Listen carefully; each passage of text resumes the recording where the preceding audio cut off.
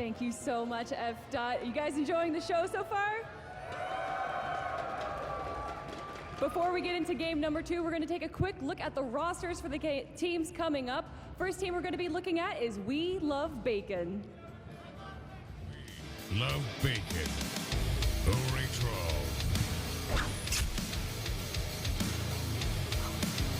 Nan. Aimless. Fireman's Skull. QE3Q.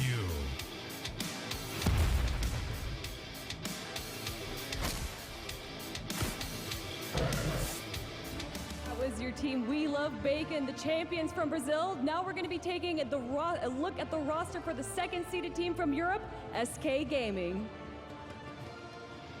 SK Gaming. Maniac. Zero.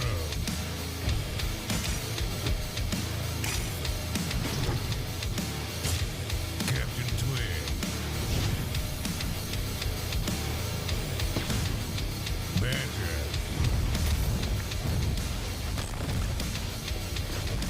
Real Zex.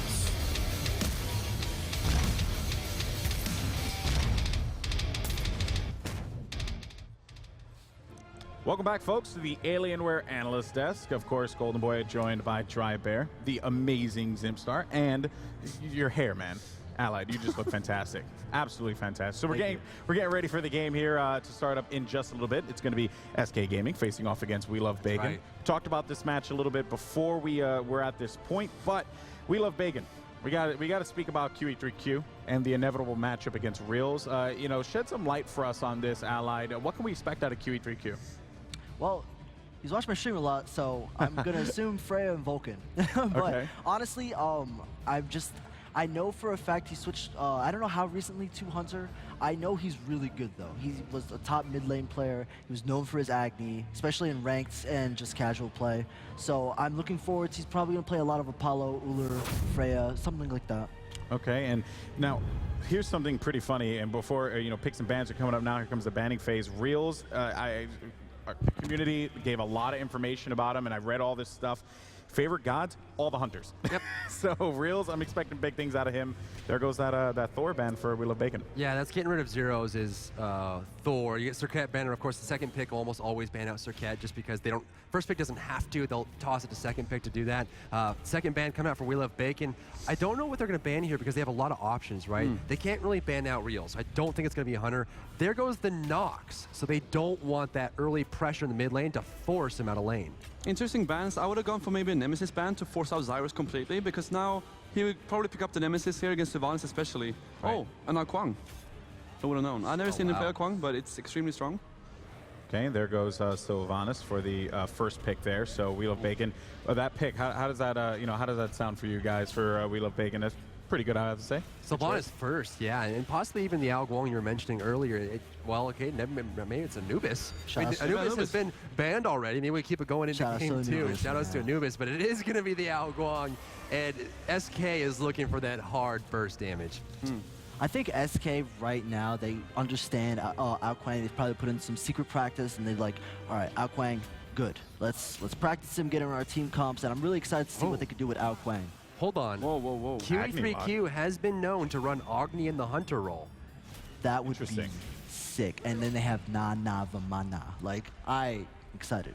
So what is the outlook here right now? I mean, who do you think we could, you know, I guess maybe roles for the players, but on top of that too, roles for the gods. I mean, that's kind of nuts if that happens. Well, I like the way they're setting themselves up here. It's a common strategy in picks and bans to pick the ambiguous characters first that can do multiple roles. Yeah. So you can't really lock it in, right? You know, Vamana usually goes solo, so Vamana's already support. But Agni, we know he can be a hunter. Most likely a mid, but can be a hunter. Raw locked in here, but we'll see what the ban's going to be. It's going to be a Nemesis shot out here. You know what was actually really interesting, and We Love Bacon, this is actually a really key play. So they saw Apollo and Ao Quang locked. Ao Quang cannot go in many other roles. He's pretty unviable in most roles. Maybe solo lane is being looked at, he can use that, but he's mostly a jungler. Immediately their response was, we can get Vamana now. Nemesis isn't going to be picked. This is a free Vamana pick, and then let's get the Agni for safety. Like I like that a lot. I'm concerned though about the jungle for Bacon. I mean, they banned out Nemesis from SK Gaming, so I mean the only option left here really is Hanbats or Bastet maybe. I don't know. It's got to be Bastet. We know Nan loves Yeah, Bastet. yeah, I think so I too. think it's going to allow a lot of pressure as well. I think they're just going to go with their comfort zone. It's a best of one. Yeah. You don't want to waste anything. He's great at Bastet. It's a good pick. The only thing about Bastet, though, is that she doesn't do too well against healing. Like, you have the poke, you can go in. However, if it gets healed goes. up, Exactly, and you have now Kwang who can get escape very easily. You have Emir for stun, which he leaps in, forced here to leap back. And Bakasura for the last Here we one. go, and that's going to be Maniac on that Bakasura. All right, guys, so it seems like the players are all set, ready to go. We're going to go ahead, toss it over to our casters to break down the game. Take it away, fellas. Ladies and gentlemen, welcome to the caster desk. Gandhi joined by DM. DM, the ban phase, very, very interesting here. We saw an Al Guang actually come through, which is our first time seeing him in competitive play. right. I think he's going to bring a lot of presence into the jungle. But looking at it, Bastet and Sylvanas, are they going for a kind of early game push here? That looks to be Gold Fury. I mean, you're going to be able to heal cats. That's something that's borderline unfair. But little bit. What should be noted here is that We Love Bacon bans out Thor, Athena, and Nox, which means to me they're favoring the mid lane. They're going to be very weary of what Aimless is going to be pressured by. Yeah, for sure. And, you know, the one thing I want to talk about, and we were sitting here and we were talking about it with the SK ban phase through there, I love their first 3 initial picks, right? Because you don't know if Al is going to be going solo. That was a big rumor coming into here. Is like, can Al Guang go into the solo lane and bring that pressure? And he can't. But you know what? They grabbed the Raw, so it's like, is that a Raw mid? Is that a Raw solo? I have no idea. Brilliant plays by SK. I think once we saw the Nemesis ban come out, given the fact that there was already a decent amount of tank coming out, I expected that we were going to see the out jungle, and it looks like that's going to be the way it is. Maniac will be taking Bakasura to the solo lane, which I love. We're going into the second game of the day in just a second here, guys. And to me, this is the game that I want to see the most of the regions outside of North America and Europe, and that's SK versus my considered top seed, We Love Bacon. Well, ladies and gentlemen, it's time to hop into game number 2 here of the Smite World Championship. On the blue side, we have We Love Bacon. Their opponents are going to be SK Gaming, coming out as the 5th total seed of the SPL in Europe, and now they find themselves here after a miraculous regionals. So there's an unwritten rule that what we discuss behind stage generally stays behind stage, but I'm going to break that a little bit here. Oh, no, don't do that. Come on, man. I'm going to break that. And what that's going to be is most of the casters and analysts, a lot of people are favoring SK for the win overall. Yeah, that is a little bit behind the door. So the big thing about SK, the entire time, every other team is like, oh, yeah, casters, you want to come in, you want to watch, awesome. SK, I knocked on the door, and they looked at me like they were going to drop kick me. They cursed at me and told me to go away. They're like, listen, DM. We're like, look, we know Hercules is a thing, man. All right, just calm yourself. All right, so let's take a look here. About 18 seconds until we get through. What are we going to see here? Well, I think it's pretty much standard here. I don't see SK invading at all, even though Apollo is starting to get... Rios is very, very gutsy player, dude. He's always going to force the issue. But other than that, it looks like we might see possibly an invade. I mean, with Bakasura, he can run up and grab that mid-harps. So worst case scenario is he forces their hand here. They probably should use it. Yeah, see, Non immediately uses it. Maniac still will be able to rotate back quickly, get the experience for speed. Then they're going to hit the blue buff with the hand, eat the minion, and that's going to be even faster clear while forcing their reduced clear. This is really big. Now, SK Gaming, they looked at it, and right now they could potentially invade to go for this steal on blue, but instead what they're choosing to do is get into the lane and then use their Hand of the Gods, and that's going to force We Love Bacon to miss a full wave. So left side, I'm looking at this over here. Suzuki and QE3Q, strangely, are getting pushed away from Apollo and Emir. Now, the one thing you guys need to know, looking at this, is Sylvanas, the tree man, right there on the left side. He has an AoE basic attack, so he can instantly clear the wave as soon as he just auto-attacks it, which puts a lot of pressure on the enemy team, and that's going to do it in the mid lane here, where there's a little bit of pressure on Agni, but he is so safe. I was just taking a look at the duo lane again, where we actually saw Reels almost get caught there. And then immediately Badger rotates in for a good push, and QE just immediately impales him backwards. But we have a Is that a Wow. 4-man rotation? That is a 2-man rotation No, they're not and gonna- 115 to steal the speed buff. Now, as you take a look at your mini map here, you're going to see Bastet is over on the right side. She's going to go and look for the speed buff and just leave with nothing. You know, I don't think she knows that it got stolen until just then. They just walked over a ward on the left side. It's possible she understands that that went down. If not, she's going to rotate and it's going to waste some time. The small camp, however, is available there, so it won't be too much. For sure. Still, I'm very surprised. We haven't seen First Blood. We haven't even seen an aggressive invasion yet. Yeah, and now, DM, you have a decent amount of experience here with QE3Q, right? I Yeah. mean, he's been playing on American servers for a very, very long time, and he used to play a mage. This kid can play any role. I mean, he is definitely the star player coming out of any region that's not Europe or North America. I mean, this is the guy to watch, and he was showing it a lot in scrims. He was winning most of his scrims against China, most of his scrims against Latin America, and then from what I understand, when playing against North America, he was holding his own, and more so, even taking a lot of kills. Now, as we go ahead and move over to the solo lane, now Maniac is playing Bakasura. Bakasura at level 5, he basically has to get a kill or he's going to be a little bit behind overall against Vamana. He does have it online. He's just going to get one more Eat minion. Expect him to aggress in this scenario. Yeah, you see the long range umbrella ring there. He did that specifically just to tag the front, which means he's very close to level 5. He wants to be able to get the Colossal Fury online. There it is, to make sure he can escape from Regurgitate. That's very, very big. Now, Vamana, he does have Colossal Fury online, so it's going to be okay. And as we go ahead and take a look into the mid lane here, the mid Harpies are coming up at 315, DM. That's right, and we have pretty big rotations. Both junglers are already set, and strangely, neither of the supports have decided to rotate, but with the push coming out from Glacial Strike, Badger has an immediate advantage running towards the left side camps. Right side camps, it looks like they're going to be free here for, Brazil. And, you know, Zeros has had a speed buff since basically the start of the game.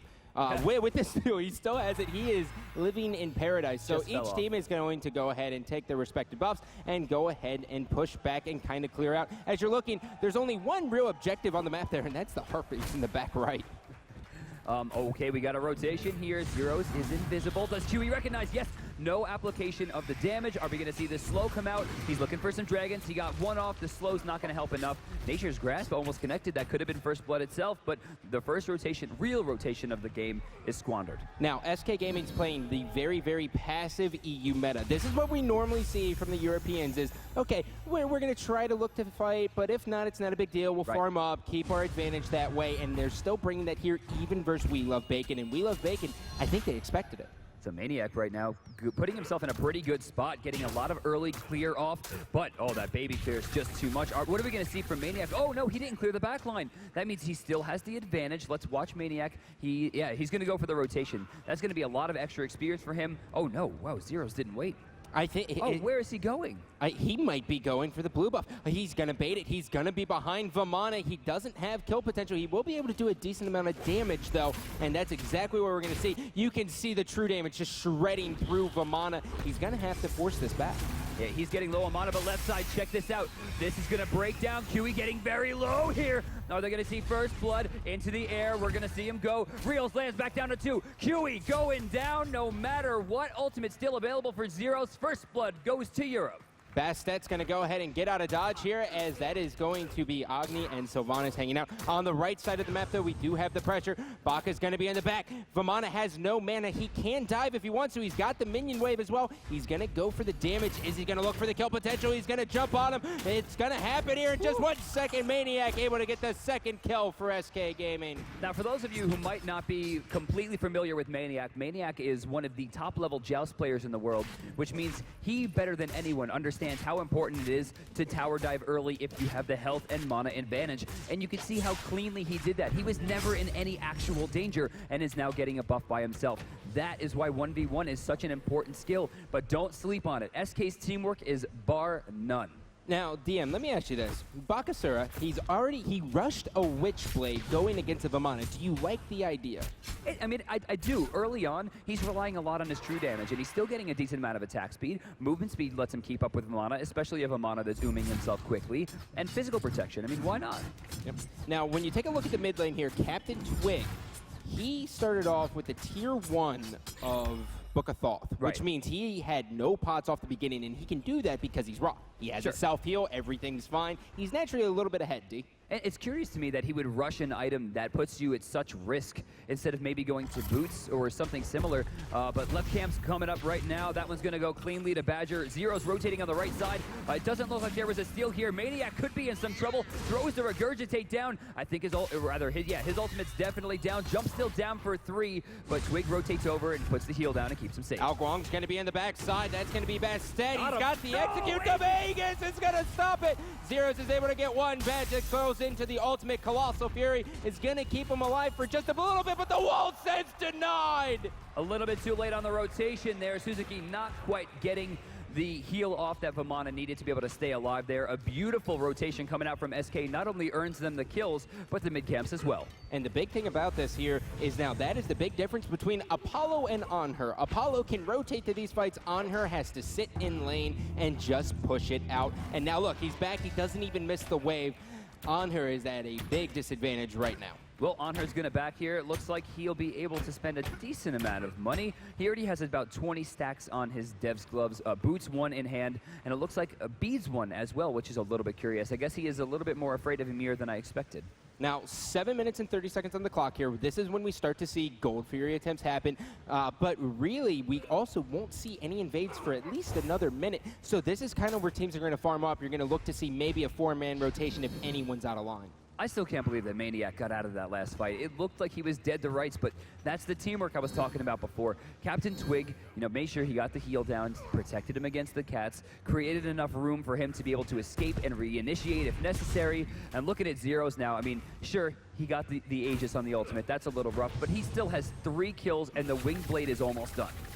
As we go ahead and look here, that is going to be... Now, when you look over here, in the solo lane, it's really just trading a bunch of damage back and forth, and that's really how it's going to go for a very long time until the jungler rotates over there. But as you can see by the minimap, we do have Bastet going to be collapsing in. She could be going for a speed invade. This is going to be very, very hard on her to get away with this. She has no vision of it.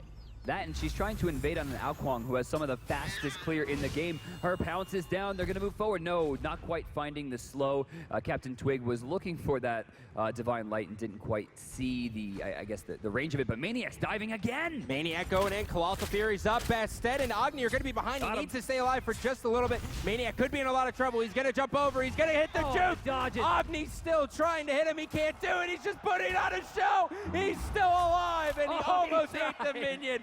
Maniac showing off his skills, but meanwhile, that is a 3-man rotation, which means SK gets the Gold Fury. Are they going to look for the counter initiation here? Onher's in the back, and oh my God, Sylvanas just got shredded. Oh, and a beautiful ult coming out from Twig there. Almost actually hits QE in the back, but again, just like last game, if you rotate to solo, you're going to pay for it in duo.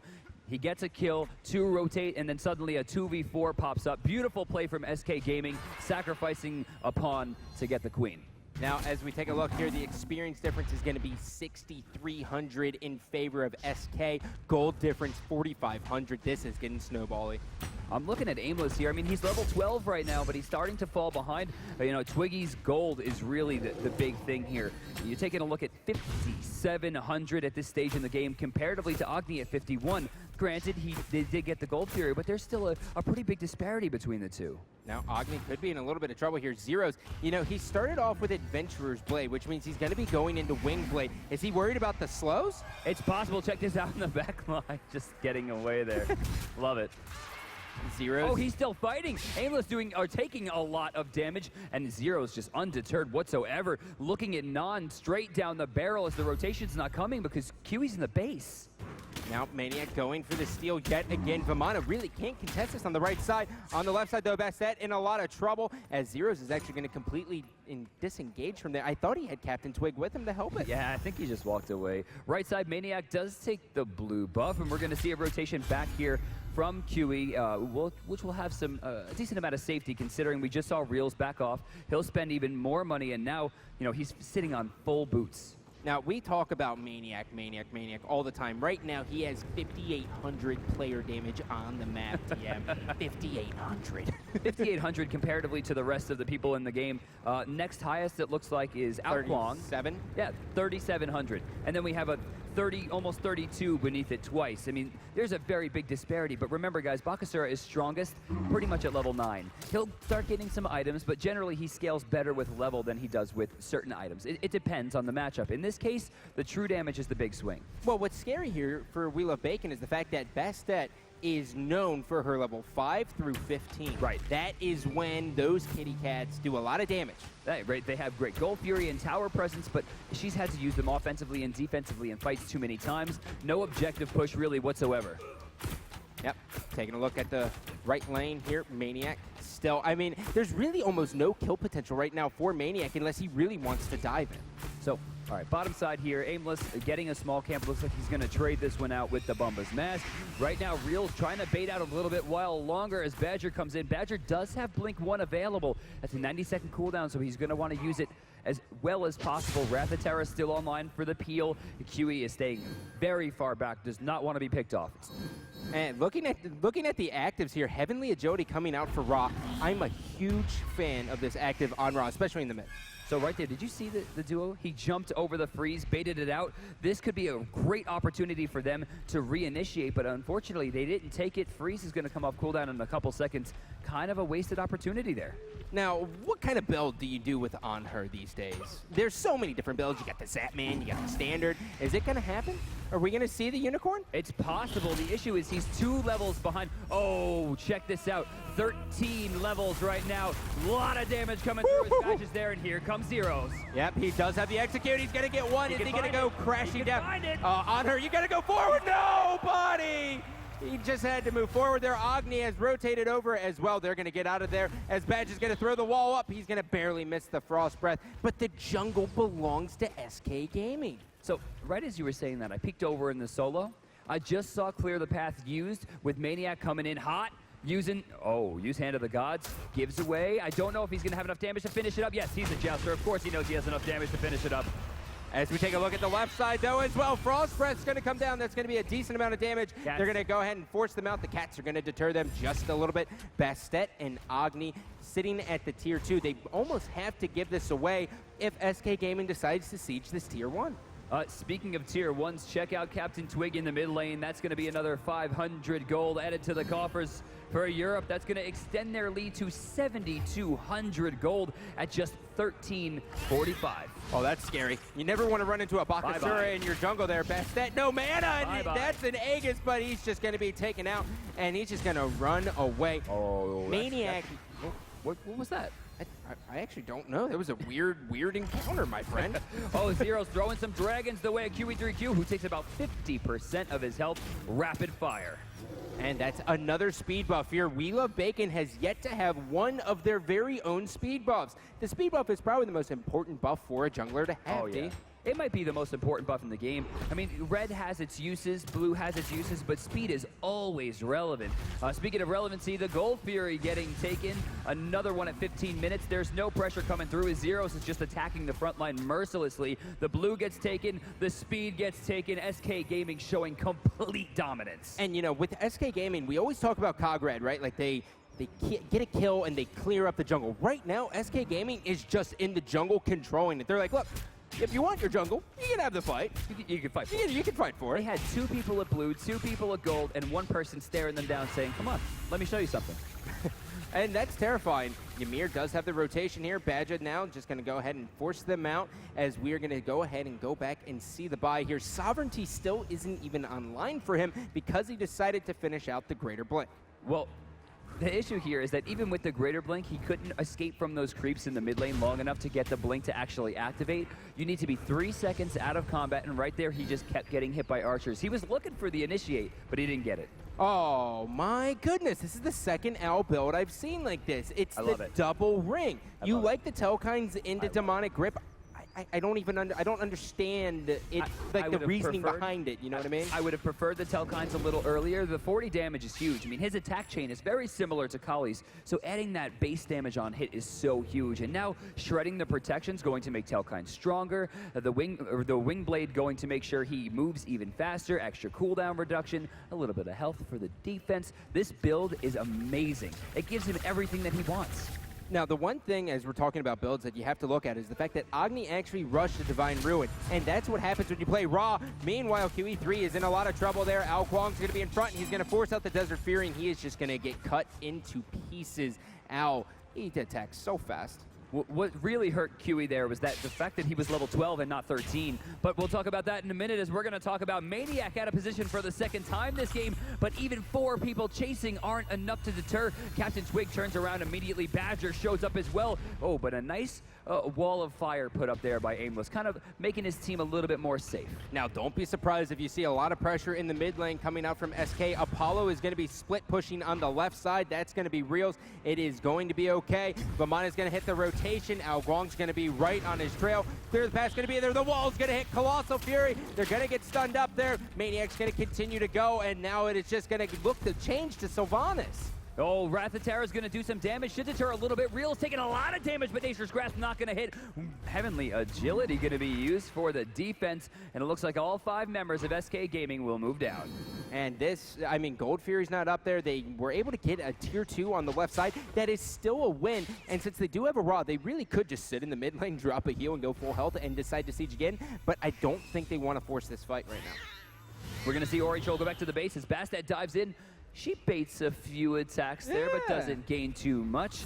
Finally, we're going to see QE at level 13, which means he has access to level 3 Desert Fury. Had that been active in his last engagement, it might have gone in a different direction for him, but he didn't have the damage to burn Reels down, especially through the healing. So that was it. Now, he doesn't even have Executioner online, and by he, I mean Anhurt doesn't even have Executioner, and he's still the 3rd highest in player damage in this game right now. Executioner? That means he doesn't even have the Light Blade. yeah, fair. Yeah, that's he's got a big milestone ahead of him. He has a long road to be able to catch up to damage. I mean, granted, he has the 15 pen, but he's battling against 100% extra attack speed coming out from Apollo plus the global ultimate. Now, Vamana actually grabbing an Ancient Blade right there for himself. He's got a couple different options, and there's a lot of variants that you can see with Vamana. But D, what do you like to see on the Vamana? I'd like to see Maniac getting very, very aggressive, though maybe a little bit too aggressive. Up into the air, no, once again, the Aegis comes out, still gets picked off again, but he baits out the ultimate. That's going to be on cooldown for at least a little while. Looks like 73 more seconds, thanks to the small amount of cooldown reduction he gained, of course, from the Wing Blade. Now, I'm surprised Vamana didn't continue to pursue there, but Nature's Grass is still online. Badge is able to get 1 kill in the middle of the lane. Captain Twig's going to go ahead and turn. They are in a sandwich, though. Al Guang's going to be cutting them off. He's going to blink in, and he goes, you know what? I want the tree. In comes Apollo, clears it up. Agni's going to do some damage, but not enough to get a kill. They're forced back under their tier 2. Nah, come on. Come on. Okay. Come on. Okay. They're going to go Gold Fury. It's possible, but it's not up for 30 seconds. They're going to 5-man mid-camp, 4-man mid-camps. Yeah, that's a lot of experience. At least they got it, I guess. The counter ward's coming down from Ymir. When you throw a sentry ward down, you can actually see normal wards. So the battle at this point is really big to control the jungle with wards. Right now, they have to just pressure it. With the backing off that is happening from SK, they only have 3 people at the Gold Fury. They need to rush it down, but the problem is Bastet's on the right side, Vamana's on the right side, the Gold Fury's already spawned. This one's looking free again. Yeah, and that's just going to get shredded through there. I mean, Badja, he can blow that ultimate all day long. He's not really worried about it. The big thing about Ymir is the Frost Breath and the wall. That's where all his damage and all his setup comes from, D. So Gold Fury going to get taken here. We're going to take a look at the graphs. 13,500 gold for Europe. Sweet mother of Mary. And 19,000 experience. And guys, remember, there are no level 20s right now on the side of SK Gaming, so that is a raw game. That's not good. Oh my god, and then you look at it and then Bakasura has a chin size and it's just like, oh my heart, it hurts. And you know what? He's building into Cloak now, more than likely going to be Magi's. This is really big because Bakasura puts out a lot of damage very quickly and then must wait to reinitiate. If he puts out a lot of damage and then tanks up enough damage and then dies, he still baits long enough for Zeros to get to the back line and for Reals to get to the back line. The bait potential of Bakasura in this game is through the roof right now. So for me, eyes are on Maniac. Well, you know what else is interesting is the fact that he went Hand of the Gods, correct? Right. And then he decided to go Beats. He's had no problem sticking to his enemies. That's why we haven't seen the Sprint 3 or even anything. But it looks like we are going to be seeing the Fire Giant started. We Love Bacon should smell something fishy. Oh, they're going to smell their own bacon cooking here. Fire Giant gets taken very quickly. Rails diving into the mid lane, forcing Nan away as they see Ori Troll diving in. Zeros in the back line, dieting Suzuki as the Vamana goes down quickly. I don't know if... Wow! Oh, my God! He just shredded him. He's got a target in front of him. Look at him lining up. Both guys up in the sky. Turn up. Zeros is going to go in. Will Apollo come crashing down? He is. He's going to go for it. And then he's just going to force all the way back. That's going to be a tier 2. They have the Fire Giant. They're able to chunk through towers a little bit quicker. On the top left, you're going to see Anher trying to split push. He's trying to do something for his team. But right now, they have no help at the base. This is a very dangerous scenario for We Love Bacon. Zeros dives right into it. A lot of damage very quickly. Non super low. Zeros still with 2 dragons. Throw them aside to Aimless. But the Phoenix does go down there. We're going to see Badger tank that one up and barely take any damage in the process. Now, Apollo went back because he doesn't want Anher to get anything going for his team. As you can see in the top left, Anher is going to be there, but there's 4 people in the middle of the map. They do have raw heals, so they can continue to push as well as a Fire Giant. You know, that's the number one thing. When you have the lead, you protect the lead. Didn't want to even give up 1,500 gold to help his team push down the tier 2. He knows they can do it by themselves with their lead. The lead now will extend to 17,800, and we're going to see a rotation here as QE's maybe going to get pincered. Maniac got one guy here, and then Not QE3. Sorry, buddy, you're in a lot of trouble. Here comes the pinch. QE3 is going to get erased off the map. Meanwhile, taking a look down, Real's still trying to aggress. Zeros does not care that it's a tree. He's like, you know what, Sylvanas, I will chop through you. 5 members now of SK Gaming going to group up in the mid lane. The creep wave you can see is pushed up. They're going to utilize the backdoor protections, or rather the removal of them with that creep advantage. We're going to see them try to burn down the tier 2, or rather, I'm sorry, no, the tier 2's down. We're going to see the Phoenix. Wow. And, you know, just for like icing on the cake, Maniac's like, I guess I'll take another speed buff. Oh, blink in, Aimless in trouble here, dashes into the wall. He's turning around there. Badger gonna take some damage, but obviously not enough. Ori Troll should be able to get out of that one, but Aimless gets sacrificed for his sins. And it looks like they are going to be able to push down. That is going to be the middle Phoenix. It looks like they're going for the routine, though. They're trying to cut through everything, so this Titan is the weakest possible, and this is going to be the left Phoenix going. They have to have a stronghold. Zeros is on the back line. He's chasing down Sylvanas again. He's going to get stunned up. The cats are going to be there. There's a lot of damage. He does have the execute as well. Honor's going to be able to get out. Is he going to go crashing down is the question, DM. He might need to. He's going to probably go right onto the Titan here, jumping in mid. No, goes to the back line, trying to keep himself safe. Eyes on Suzuki. Does he have the peel? Titan is too low. SK Gaming will move on. And that is going to do it there, ladies and gentlemen. Put your hands together for SK Gaming. They will now advance to play Cognitive Red. In what could be one of the most dynamic games that we could see this weekend. Second-seeded SK Gaming going to be facing off against top-seed North America Cognitive Red. I'm sure it's going to be killer. That is going to be very, very scary game there. Ao Guang 8-0. Really, the story for me was that was the first time we've seen him in competitive play. Is he going to be that strong moving forward in this weekend? He looked real strong. I just don't see how you could stop him. All right, well, we're going to go ahead and send it over to Golden Boy to break down the game. Thanks, Scott. So, wow. Well, we're going to get the matchup that we were talking about before. We're going to get that Cog Red SK matchup. Really excited to see that one play out.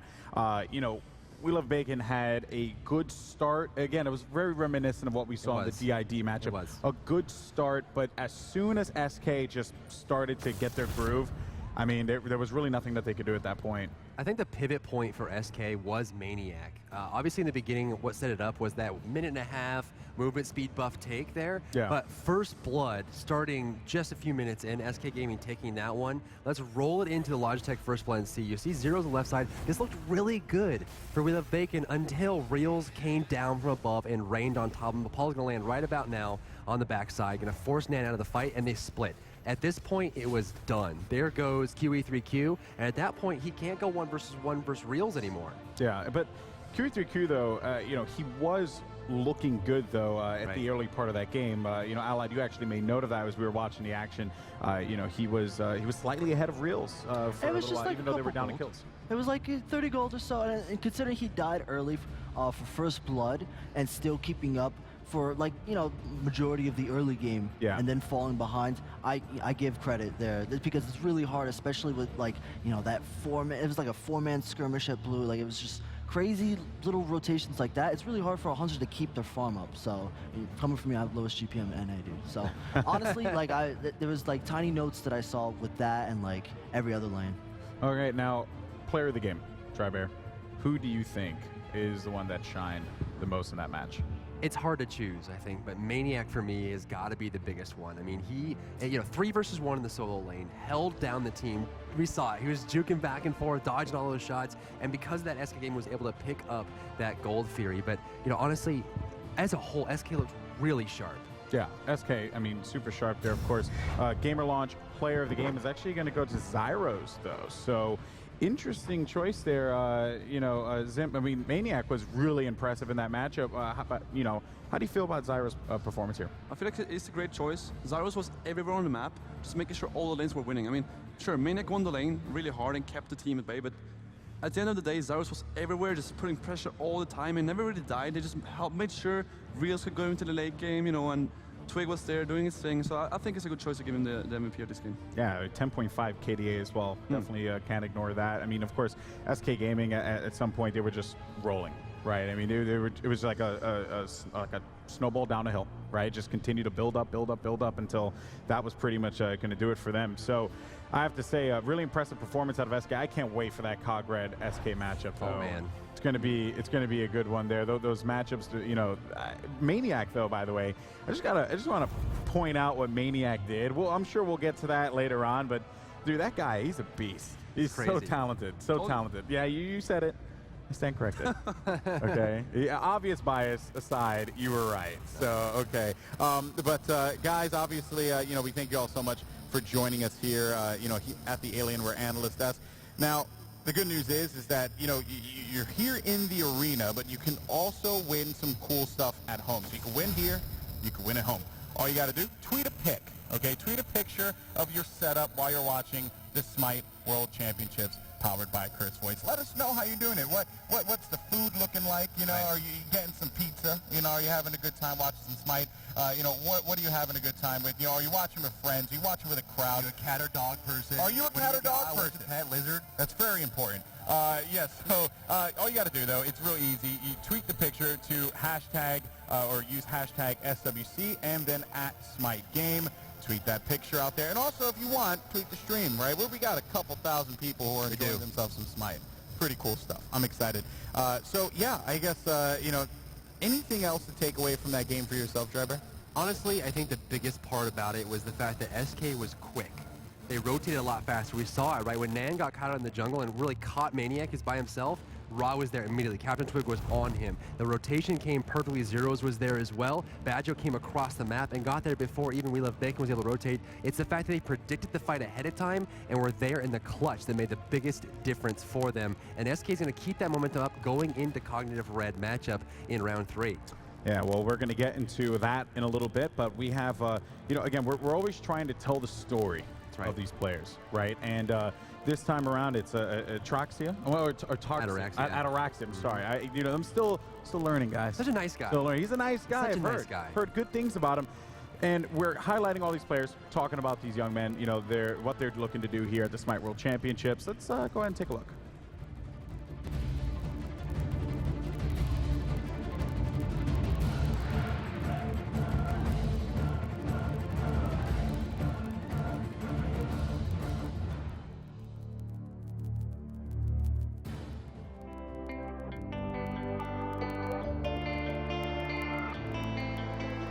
my name's Nate Mark. In-game I go by Ataraxia and I play for Titan. I'm from Wales originally. I currently live in Liverpool with my girlfriend. I started playing Smite with my brother. He bought into the beta and he gave me the spare key that you get with it. And basically I wanted to compete against him again like we did when we were younger, so I started playing it for that very reason and stuck with it. My life has changed. Mostly Smite has given me a direction. I'm very fortunate for that. Through life I was always kind of bouncing around doing things that I felt I should be doing, not something that I particularly wanted to do, and Smite is the first time where I'm doing something that I really want to do. I'm very driven to do this. Daniel is incredibly caring. He's very loyal. He's a lot of fun. He's very ambitious, and I would say he's very fair-minded. He always looks at two sides of an argument. My family has been great. Growing up, I used to play video games a lot and spend a lot of time in my room and stuff. But my mum never said to go outside or stop doing it. She knew I enjoyed it, so she was happy to let me do it. Nathaniel is a very easygoing guy. He's got a very good sense of humour. He's very quick-witted, and he's also a very supportive person himself. My friends have been great. Every time I've got a tournament on, or especially the regional qualifiers of Germany, they all tuned in from home to watch. I've known Nate for about 2 years. We met in the first year of university. We've been pretty good friends. We share a common interest in gaming. I've always known Nate to be very enthusiastic, especially with Smite. I really respect his dedication. Balancing Smite amongst the rest of my day is quite difficult. We spend a lot of time practicing, especially with the upcoming World Championships. So at the very least, I'm spending 6 hours a day practicing. And the most awkward part is that we have team practice at night, so that's 6 till 9 every night, which makes it difficult to do activities, for example, going out with my friends and stuff like that. My team are fantastic. We've been together for nearly a year now, and they're really like a second family. We have 7 people, including myself. We have a coach and an analyst, and everyone's an integral part of the team. I wouldn't replace anyone, personality-wise or gameplay-wise. Everyone is the perfect fit, so they really are like a second Smite family. We're in Llanberis at the moment, on top of one of the quarries. It's a very beautiful place. It's really nice to come here after practice and just admire the sights, and you can really clear your head and think. It's pretty significant being able to go to the World Championships. There's a lot on the line, and for me personally, it signifies the start of a career, so I'm very excited. Hopefully my future with Smite looks very bright. There's a lot on the line, and I'm really looking forward to where it could take me.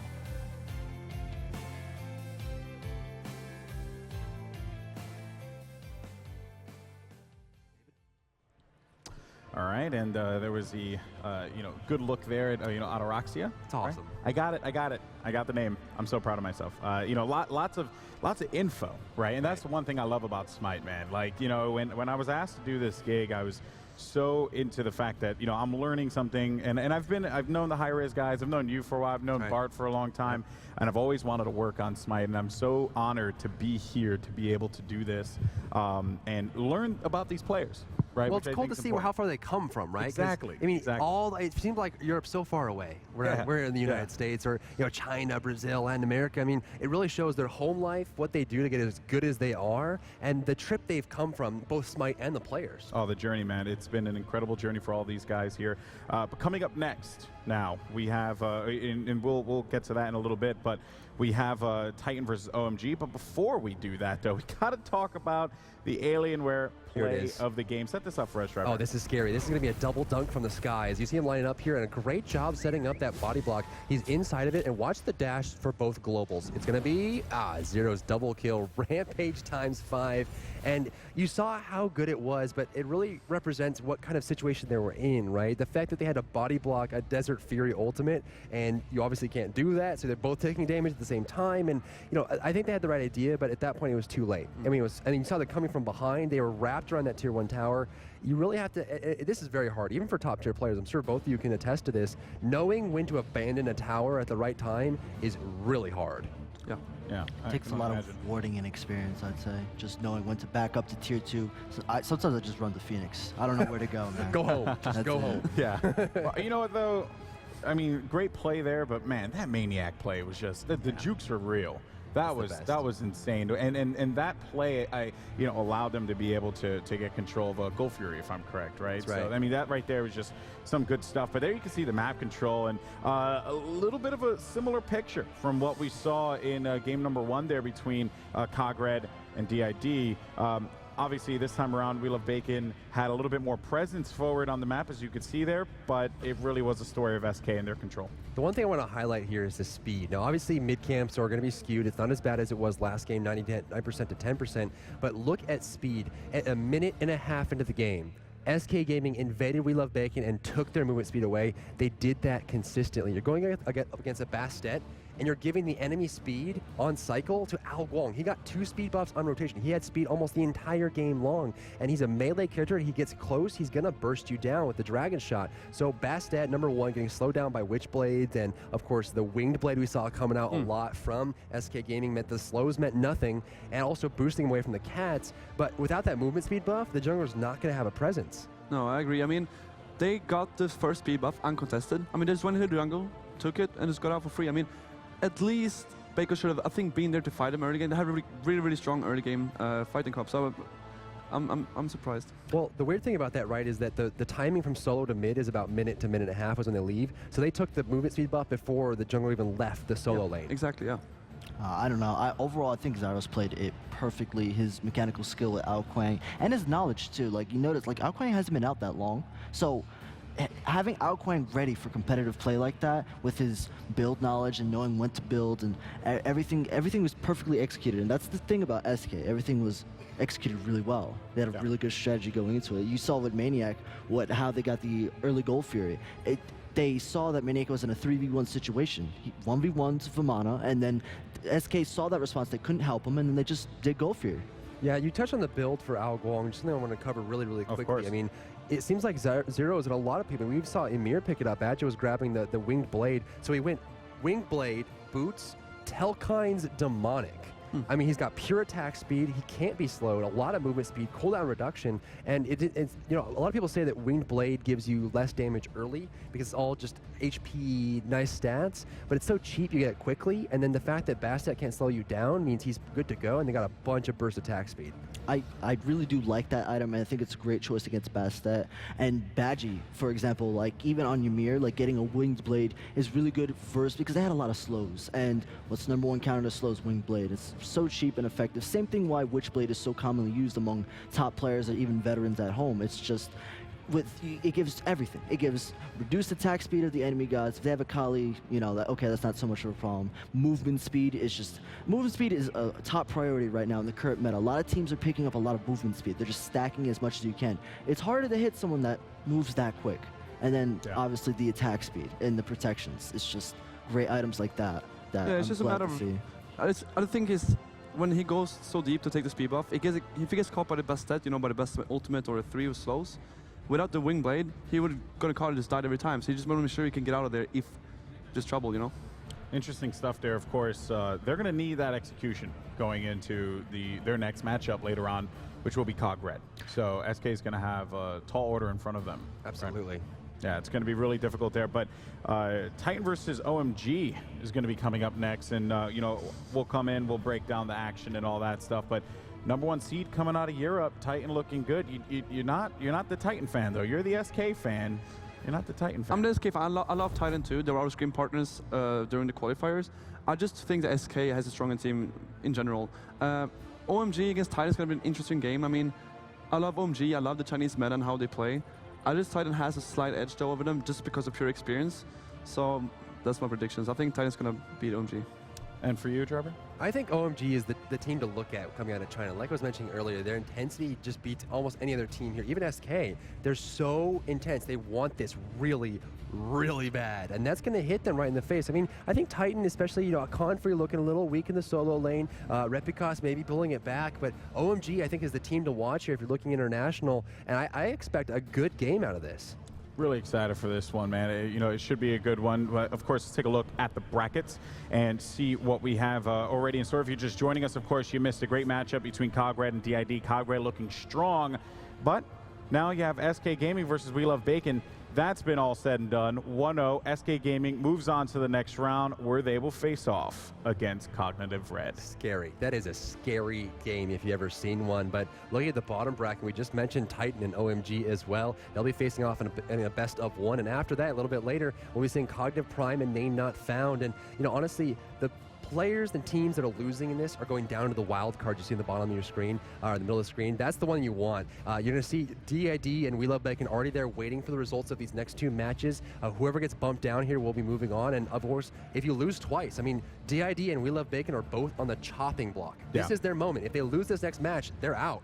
Yeah, that's it. It's for We Love Bacon. I feel like they got a good rub from SK. I feel like they a couple things may have not went their favor, but when you look at that DID We Love Bacon matchup, I gotta go We Love Bacon on that one. They just, well, for one, Bacon always wins, but two, I just feel like you could clearly see the execution there, between We Love, versus what DID did with We Love Bacon. So excited for that matchup, folks. But we have Titan versus OMG coming up next, and to bring us into the action, let's toss it over to Kelly.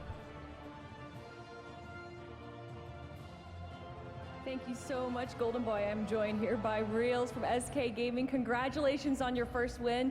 You guys have known that you're going up against We Love Bacon for a little bit. What was your main strategy going into this game? We didn't really have a strategy going against them. We didn't see any of their scrims. We heard no information. We didn't know anything about them, how they play or anything. So we just went in, played pretty standard, a few weird picks, but we just went in thinking we're going to play standard and hopefully we'll come out on top. Now, in the entirety of the tournament, where do you guys prioritize in picks and bans? We switch it up from team to team. It's never the same, between the different teams, the Chinese team and Latin American teams and American teams, we change it all the time. So it's never really the same from team to team. There's not a particular god that you guys have to ban out every game? Circuit maybe Circuit a little bit, yeah. So you guys are going up against Cognitive Red next game, and that's probably the fan favorite as well as you guys. Yeah. Where do you feel you guys have to focus on against Cognitive Red? We're not going to focus on any point in particular. We're just going to go out all guns blazing in every lane. So it's going to be a tough game, but if we play like we know we can, I think we should be able to wrap it up. All right, well, good luck in your next game. And everyone, we are going to be going to a quick break where we're going to watch the next top 5 plays.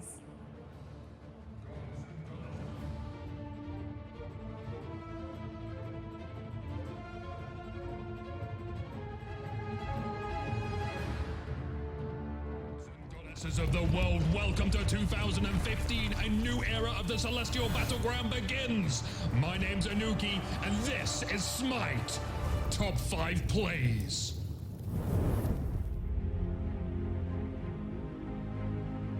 Emir. Mercury. Janus.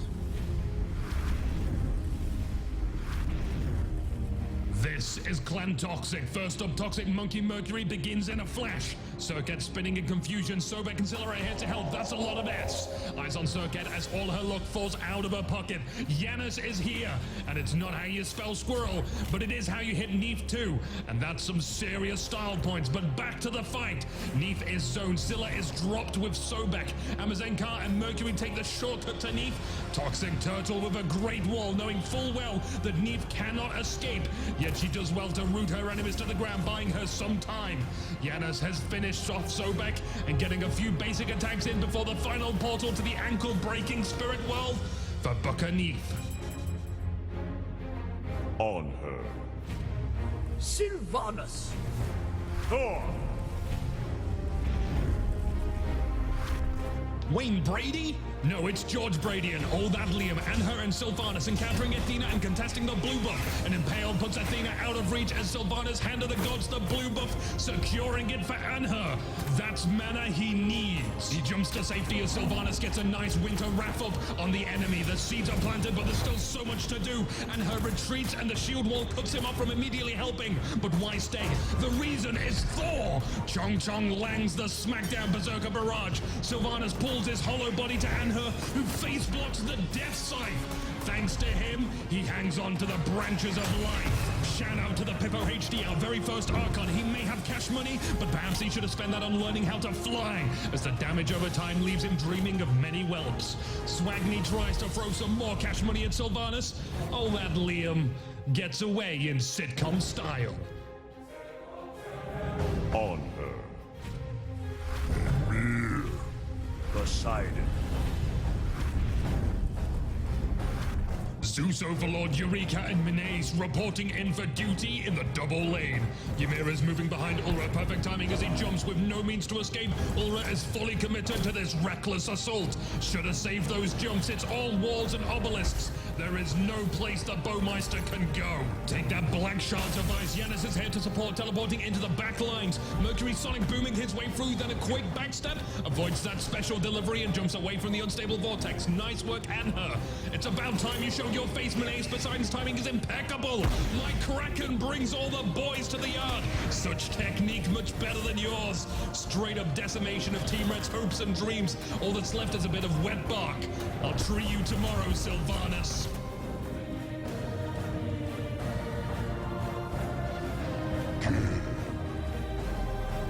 Rom.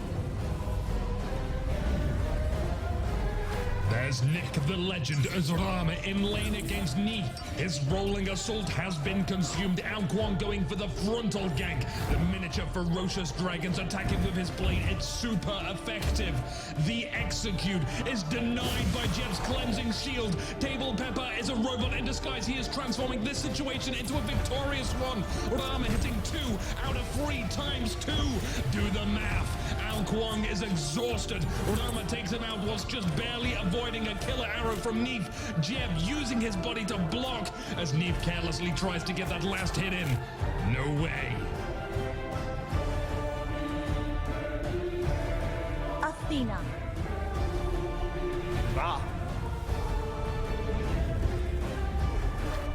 Red team is on the Gold Fury, but their day is about to get wrecked.